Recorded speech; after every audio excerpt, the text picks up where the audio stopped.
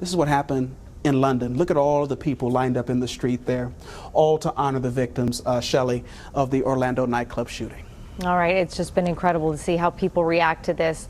But one of the toughest parts, especially as a parent, is what do you say to your kids? Do you say something to your children? So we have a conflict resolution expert here, Veronica Seitz. She's joining us. You've written books about this.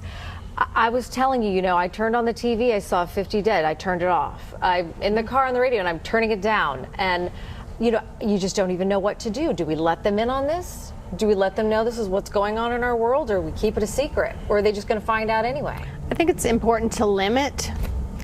You're wise to turn it down, but they're going to hear things, and because instability has happened, normal's been interrupted, and everybody's looking for that stability, that sense of security.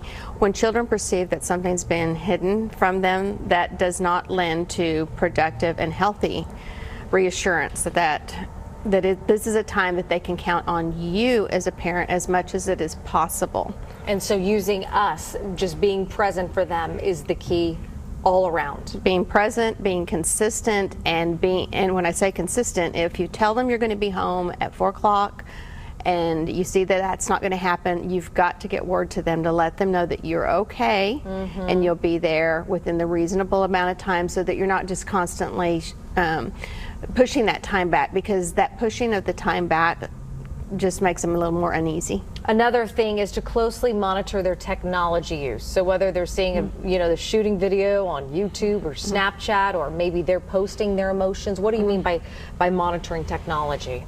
There's not a healthy need to take a lot of data input, because what happens psychologically is their brains are recording all of this information.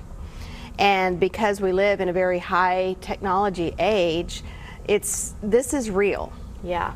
And what they need the reassurance of is that interaction with the people closest to them, and letting them know there's a lot of people really hurting right now, and out of respect, let's not watch that like a movie. Because it's so interesting now. It's like you don't just talk about it. We can be in the nightclub and see the shooting. So the main thing is to answer their questions, maybe not offer a ton, but answer any, and ask them if they have questions. Very simple. Okay. You just want to keep it simple at all times. Do you have any questions? What are your concerns? And the other thing is even as an adult, and Marcus and I were talking about this, we're still processing this. I don't know anybody in Orlando, but I'm still processing this. So how do I then turn around and process it for my child when I'm thinking, well, shoot, anybody could be anywhere anymore and be gunned down? Well, processing for a child is a little bit different, because depending on what their age, their developmental ability to reason what has happened is very different than an adult. They're very dependent on the security and the stability that their primary caregivers give to them.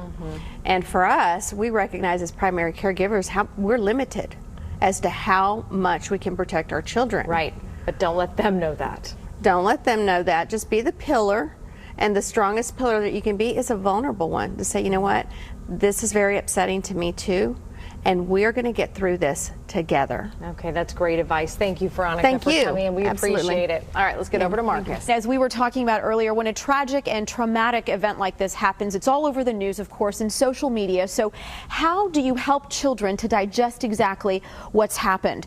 Grief counselor Veronica Seitz says to monitor how much your children are on phones, computers, and watching television, especially, as Izzy was talking about, those younger kids. You don't want them to over-consume details. Do answer any questions they may have about the event, because getting them to talk actually helps them to process their feelings around what's happened. And take time to reassure your kids that they are safe and you are here for them. If you see behavioral changes in the children, they're not eating, maybe they're not sleeping, a little more clingy, they want to sleep with you, even teenagers. This is not limited to small children, toddlers. It's just the reassurance that, I need to touch you, I need to know that you're here. Now, Now, social anxiety, a lot of us have been talking about this. It can pop up for many of us, that feeling of, gosh, I'm really not safe anywhere these days. Well, SITE says you've got to recreate a sense of safety for yourself and for your family by acknowledging, yes, there was an event, but now it's over, and that's really when the healing can begin. For more health news, just head to WFAA.com/health. Sonia Azad, Channel 8 News.